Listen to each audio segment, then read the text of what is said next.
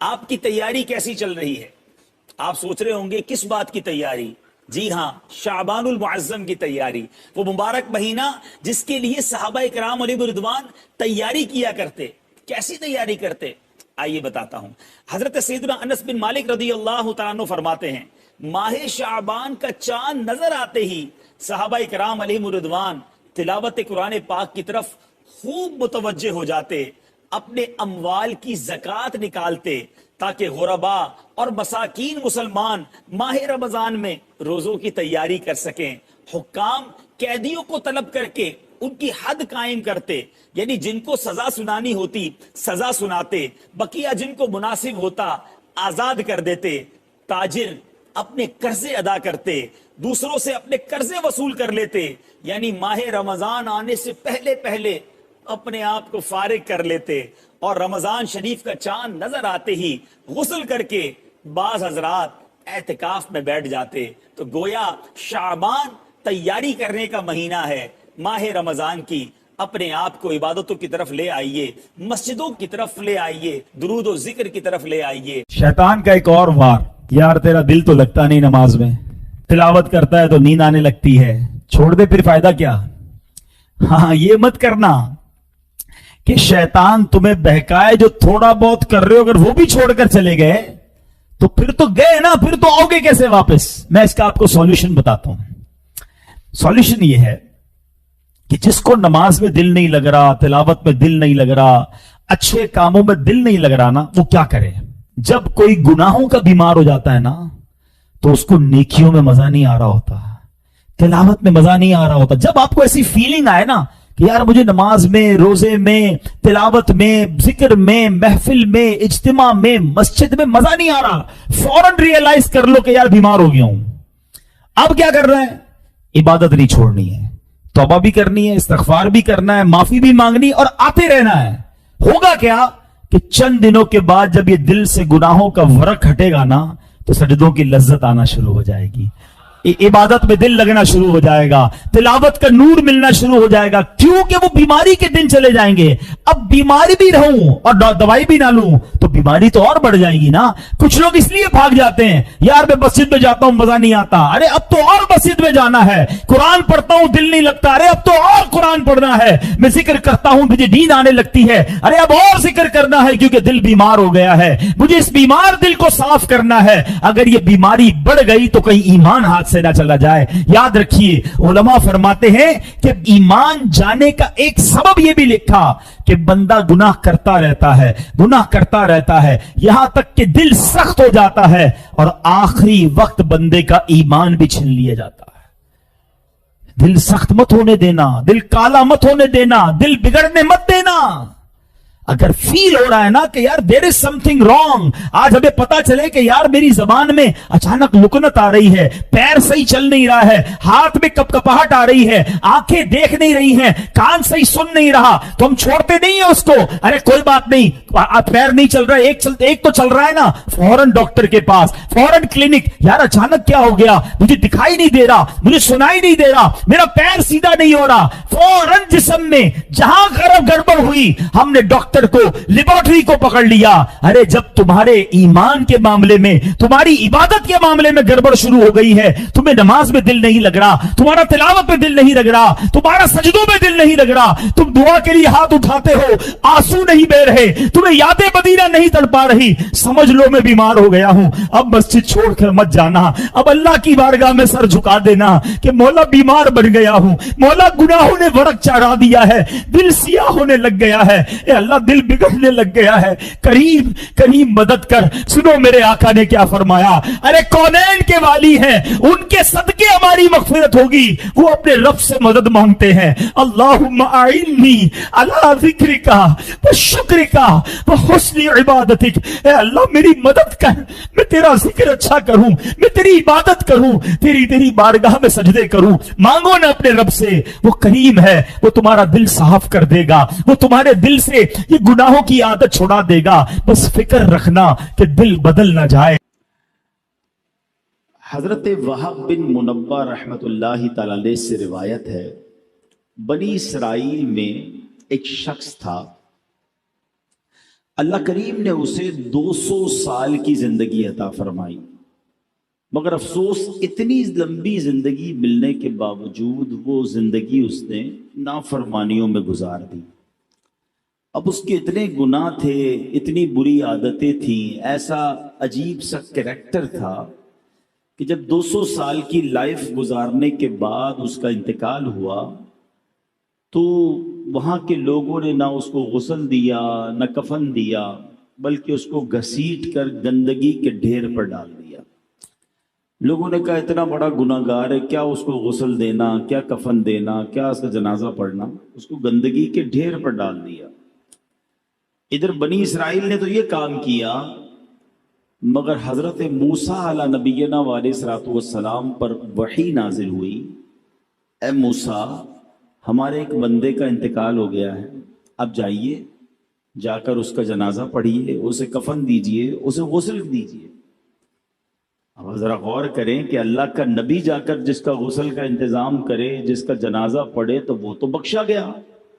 تو حضرت موسیٰ علیہ نبینا علیہ الصلوۃ والسلام جب اس علاقے میں پہنچے اور تو وہاں لوگوں نے بڑی عجیب سی بات بتائی۔ لوگوں نے کہا کہ اے موسیٰ آپ آ گئے ہیں اس کا جنازہ پڑھنے کے لیے، یہ تو بہت ہی بڑا گناہ گار تھا، اس کے تو بڑے معاملات تھے۔ تو حضرت موسیٰ علیہ نبینا علیہ الصلوۃ والسلام نے اللہ کی بارگاہ میں عرض کی، مولا لوگ تو کہہ رہے ہیں اتنا گناہ گار اور تو نے مجھے بھیجا جنازہ پڑھانے، اتنا بڑا انعام اس پر کیسے ہو گیا؟ تو کیا ارشاد ہوا کہ اے موسیٰ علیہ السلام، بنی اسرائیل والے سچ کہتے ہیں، واقعی بڑا گناہ گار بندہ ہے یہ، مگر معاملہ یہ ہے کہ جب یہ انہو کان کلما نشر التوراۃ، جب بھی یہ بندہ تورات شریف کھولتا تھا، وَنَظَرَ إِلَىٰ اسْمِ محمد صلی اللہ علیہ وسلم، تورات شریف میں جب میرے نبی علیہ السلام محمد مصطفیٰ کا نام پاک دیکھتا تھا تو قبلہ وضعہ علی عینیہ وصلی علیہ، اے موسیٰ وہ میرے محبوب کے نام کو ادب سے چومتا تھا، آنکھوں پر لگاتا تھا اور درود پاک کے نذرانے بھیجا کرتا تھا۔ اے ہائے ہائے، اے موسیٰ ہمیں اس کی ادا بڑی پسند آئی، بس اسی نیک عمل کی وجہ سے میں نے اس کے سارے گناہ بخش دیے، اور وَزَوَّجْتُهُ 70 حورا، میں نے اس کا نکاح 70 حوروں کے ساتھ کر دیا۔ اعمال نہ دیکھے یہ دیکھا، محبوب کے کوچے کا ہے گدا، اعمال نہ دیکھے یہ دیکھا، محبوب کے کوچے کا ہے گدا، مولا نے مجھے یوں بخش دیا، سبحان اللہ سبحان اللہ۔ پیارے اسلامی بھائیوں، یہ ہے نام پاک مصطفیٰ، یہ ہے ادب مصطفیٰ، یہ ہے تعظیم مصطفیٰ صلی اللہ تعالی علیہ وسلم۔ کتنا پسند ہے رب عز و جل کو کہ میرے حبیب کی نام کی تعظیم کی جائے، عزت کیا جائے۔ نصیب والوں کو نصیب ہوتا ہے، آج بھی نصیب والے ہیں کہ جب نام پاک مصطفیٰ سنتے ہیں تو چوم لیتے ہیں، جب بھی محمد صلی اللہ علیہ وسلم کا نام سنتے ہیں تو انگوٹھوں کو چومتے ہیں۔ اچھا دیکھیں رب نے نام بھی کیسا عطا فرمایا ہے، انگوٹھے تو بعد میں چومیں گے، پہلے ہونٹ ہی ایک دوسرے کو چوم لیتے ہیں۔ کہیے محمد صلی اللہ علیہ وسلم، ہونٹ چوم رہے ہیں نا ایک دوسرے کو، ہونٹ ہی ایک دوسرے کو چوم رہے ہیں، ایسا رب نے نام عطا فرمایا۔ اور سبحان اللہ 200 سال کے گناہ معاف ہو گئے، آنکھوں سے لگاتا تھا، چومتا تھا، درود پڑھتا تھا۔ تو درود پڑھنے کی عادت ڈالیں، نبی پاک کے نام کی تعظیم دل میں پیدا کریں، انشاءاللہ وارے نیارے ہو جائیں گے۔ اور ایک اور بات سیکھنے کو ملی کہ اللہ نے اپنے حبیب کی شان کیسی بلند کی ہے۔ ابھی دنیا میں میرے آقا تشریف نہیں لائے ہیں، حضرت موسیٰ کا دور تو بہت پرانا دور ہے نا، thousands years ago، ہزاروں سال پہلے جناب رسول اللہ صلی اللہ علیہ وسلم کی آمد سے پہلے ان کا چرچا بلند ہو رہا ہے، ان کا نام چوما جا رہا ہے، ان پر درود پڑھا جا رہا ہے، ان کا ادب کیا جا رہا ہے۔ پچھلی ساری آسمانی کتابوں میں نبی پاک کا ذکر موجود، انبیاء آئے نبی پاک کی باتیں بتاتے تھے کہ ایک نبی ہیں جو آنے والے ہیں، آخری نبی کا ذکر ہوا کرتا تھا۔ اللہ اکبر. وہ شاعر لکھتے ہیں نا, ایک میں ہی نہیں ان پر قربان زمانہ ہے, ایک میں ہی نہیں ان پر قربان زمانہ ہے, جو رب دو عالم کا محبوب یگانہ ہے. آقا کا چرچا سبحان اللہ جب سے کائنات بنی ہے, جب سے, بلکہ رب عز و جل نے اس سے پہلے ہی نبی پاک علیہ الصلوۃ والسلام کے نور کو اپنے نور سے جب تخلیق کیا, سبحان اللہ کیا شان ہے میرے آقا علیہ الصلوۃ والسلام کی. تو پھر کیوں نہ ان سے محبت کی جائے, کیوں نہ ان پر درود پاک پڑھتے رہے. مقاصد الحسنہ میں ایک مرتبہ اذان ہو رہی تھی, جب مؤذن نے اذان میں کہا اشہد ان محمد رسول اللہ صلی اللہ تعالی علیہ وسلم, تو عاشق اکبر, سب سے بڑے عاشق نبی پاک علیہ الصلوۃ والسلام کے حضرت ابو بکر صدیق رضی اللہ تعالیٰ عنہ نے جیسے مؤذن نے کہا ویسے ہی الفاظ کو ریپیٹ کیا, دہرایا, اور پھر اپنے دونوں انگوٹھے چوم کر اپنی آنکھوں سے لگائے. اب نبی پاک علیہ الصلوۃ والسلام کی ملاحظہ فرما رہے تھے, پیارے آقا دیکھ رہے تھے کہ صدیق اکبر نے ایسا کیا ہے. نبی پاک نے منع نہیں کیا, روکا نہیں کہ اے ابو بکر یہ کیا کر رہے ہو, بلکہ سنو کیا فرمایا.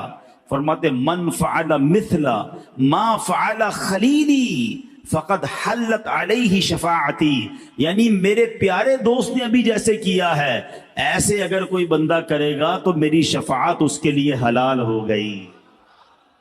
ہاں یہ نصیب والوں کا حصہ ہے.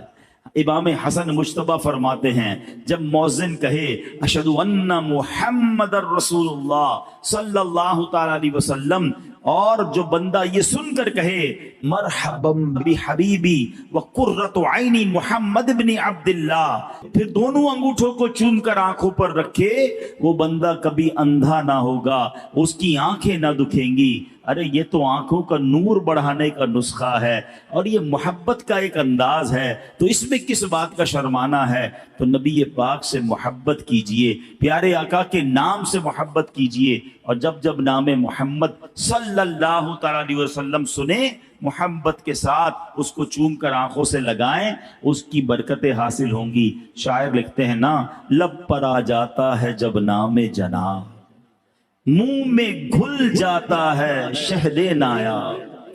لب پر آ جاتا ہے جب نام جناب, منہ میں گھل جاتا ہے شہد نایاب.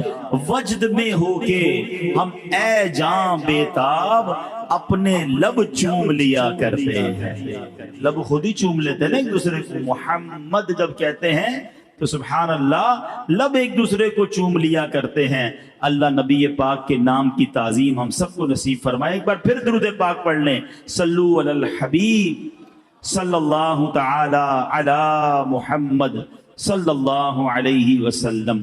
انشاءاللہ نبی پاک کا ذکر خیر سنیں گے, پیارے آقا کے مبارک نام ہی کے کچھ اوصاف آج سنیں گے. اور نبی پاک کی شان تو ایسی ہے, جس بھی طرف نظر دوڑائیں اللہ نے اپنے نبی کو ایسا با کمال بنایا ہے, ایسا شاندار بنایا ہے.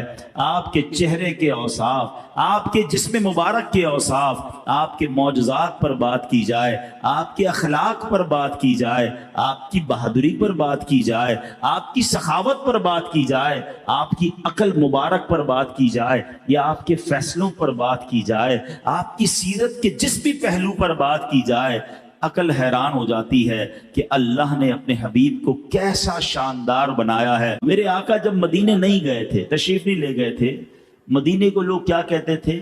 یثرب کہتے تھے. یثرب کے معنی آفتوں اور بلاؤں والی زمین. اور نبی پاک کے قدم لگے ہیں تو کیا ہو گیا؟ وہ مدینہ منورہ بن گیا. اس کی ہوا میں شفا, اس کے غبار میں شفا. شاعر کہتے ہیں نا, جب سے لگے ہیں قدم رسالت مآب کے, جب سے لگے ہیں قدم رسالت مآب کے, جنت بنا ہوا ہے مدینہ حضور کا. مدینے کے مقدر جاگ گئے, بھاگ جاگ گئے. کیوں؟ ذرہ ریگ کو دیا تو نے طلوع آفتاب. ایک ایسی شخصیت ہے جو نبی پاک کی جان لینے کے لیے तलवार लेकर प्यारे आका को तलाश कर रही है, माद अल्लाह नबी पाक पर अटैक करना है, मगर जब जलवाए जाना देखा, ईमान कबूल किया, उस शख्सियत को फिर नबी पाक ने क्या बना दिया, वो उमर फारूक बन गए। आका फरमाते मेरे बाद कोई नबी होता तो उमर होता। ज़र्रे रेग को दिया तूने तुलुए आफताब। आओ नबी पाक के बचपन में चलते हैं। अभी बचपन का लम्हात है, बिल्कुल 2-3 साल की, जो 1-2 साल की उम्र होती है, विलादत के बाद की उम्र होती है, दूध पीने की उम्र है। मक्के में बहुत सारी दाइयां आई होंगी, बहुत सारे बच्चों को वो दाइयां लेकर गई। किताबों में जिक्र मिलता है कबीला बनु साद से बहुत सारी दूध पिलाने वाली आई और बहुत सारे बच्चों को ले गई। आपसे पूछता हूं, सिवाय एक दाई के किसी और दाई का नाम याद है? किसी और का पता है कि उनके नाम क्या थे? किसी का नाम नहीं पता। मगर एक दाई कहती हैं एक बच्चा रह गया, कोई दाई लेकर ना गई। क्यों ना गई? क्योंकि उसके वालिद दुनिया में नहीं थे। सोचा अगर इस बच्चे को ले जाएंगे, दूध पिलाएंगे, उतने पैसे नहीं मिलेंगे क्योंकि वालिद दुनिया में नहीं है। मगर उस दाई के भाग जागने थे, उस दाई की किस्मत जागनी थी। उस दाई ने उस बच्चे को क्या लिया? आज 1450 साल गुजर गए। कौन सी महफिल है, कौन सी सीरत की किताब है जहां दाई हलीमा का जिक्र नहीं है? उस जमाने में चराग जलाए जाते थे, अभी तो लाइटें हैं ना, चराग, और लोग जितनी देर जागते थे चराग जलाते थे, फिर बुझा देते थे, जरूरत नहीं थी, तेल डालना पड़ता था। सोते थे तो अंधेरा हो जाता था। गांव वालों ने नोटिस करना शुरू किया, सारे गांव में अंधेरा मगर सारी रात हलीमा का घर जगमगाता है, सारी रात उसके घर से रोशनी आती है। सुबह गांव वालों ने पूछा, हलीमा बड़े पैसे आ गए, सारी रात चराग जलाती हो? कहती नहीं, सारी रात चराग नहीं जलाती, जो मुन्ना लेकर आई हूं, जो बच्चा लेकर आई हूं, उसके चेहरे से नूर ही इतना निकलता है कि सारी रात ही घर जगमगाता। नबी पाक मक्के से मदीने जा रहे हैं, हिजरत कर रहे हैं, रास्ते में खाने की जरूरत पेश आती है, ठीक है ना। अब भी हम जाते हैं, हैदराबाद जाते हैं, लाहौर जाते हैं, खाने रास्ते में होटल बने हुए होते हैं, चाय पानी पी लिया, दाल रोटी खा ली। उस जमाने में तो ऐसा नहीं था, खैमे लगते थे। हो सकता है उस जमाने में और भी खैमे हों। अच्छा, वो सफर भी थोड़ा सा छुप कर था, दुश्मनों का खौफ भी था। सिद्दीक़ अकबर रज़ी अल्लाह तआला साथ थे। एक खैमे में नबी पाक तशरीफ ले गए। एक बूढ़ी खातून थी, का खाने को कुछ है, खाने को कुछ नहीं है, हैं? कुछ भी नहीं था उसके खैमे में। तो नबी पाक ने देखा एक ऐसी लागर सी बकरी है जो बिल्कुल, जिसको कहते हैं सूखी हुई है। आका ने फरमाया मैं इसका दूध निकाल लूं? कहा हजरत काफी अरसा हुआ इसने दूध देना छोड़ दिया है। नबी पाक ने फरमाया मुझे इजाजत दे दो, मैं निकाल लेता हूँ। तो ठीक है, आप निकाल सकते हो तो निकाल लें। नबी पाक ने हाथ फेरा, बिस्मिल्लाह पढ़कर उसके थनों में दूध आ गया। दूध दोया, प्यारे आका ने दूध पिया, सिद्दीक़ अकबर ने दूध पिया, गुलाम और साथ था उसने भी दूध पिया। उस खातून के खैमे में जितने बर्तन से तभी दूध से भर गए हैं। उनके शौहर वापस आए, कहते ए उम्मे माबद, उनका नाम था उम्मे माबद, हैं? वो शौहर का नाम क्या था? अबू माबद। कहते ए उम्मे माबद, ये हमारे खैमे की हालत कैसे बदल गई? वो कहती है एक मुबारक हस्ती आई थी, नाम भी नहीं पता था उन्हें नबी पाक, और उन्होंने कहा एक मुबारक हस्ती आई थी, बड़ा हसीन चेहरा था, बड़ा निराला चेहरा था, वो आए हमारे भाग जगा कर चले गए। आपको पता है हजरत उम्मे माबद ने नबी पाक का एक हुलिया बयान किया। हाँ, ये उलमा बैठे हैं, हर सीरत निगार ने जब जब नबी पाक का हुलिया लिखा ना, हदीस की किताबों में, सीरत की किताबों में, उस खैमे वाली के अल्फाज जरूर लिखे जाते हैं, क्योंकि इस शानदार अंदाज में मोतियों की मानिंद उसने नबी पाक का जिक्र कर दिया कि सुभान अल्लाह, आज 1450 साल गुजर गए हैं, जब जब नबी पाक का हुलिया बयान किया जाता है उम्मे माबद का जिक्र जरूर किया जाता है। अरे उस रास्ते में बड़े खैमे थे, बड़े खैमे वालियां और वाले होंगे, हम किसी को नहीं जानते, जानते हैं तो उम्मे माबद को जानते हैं। क्यों जानते हैं? कि ज़र्रे रेग को दिया तूने तुलुए आफताब। आज एक बात समझ जाइए कि उनके जो गुलाम हो गए, वक्त के इमाम हो गए, नाम लेवा उनके जो हुए, उनके ऊंचे नाम हो गए। अगर आप आज भी ये मंजर देखना चाहते हैं, हाँ आज भी अगर आप ये मंजर देख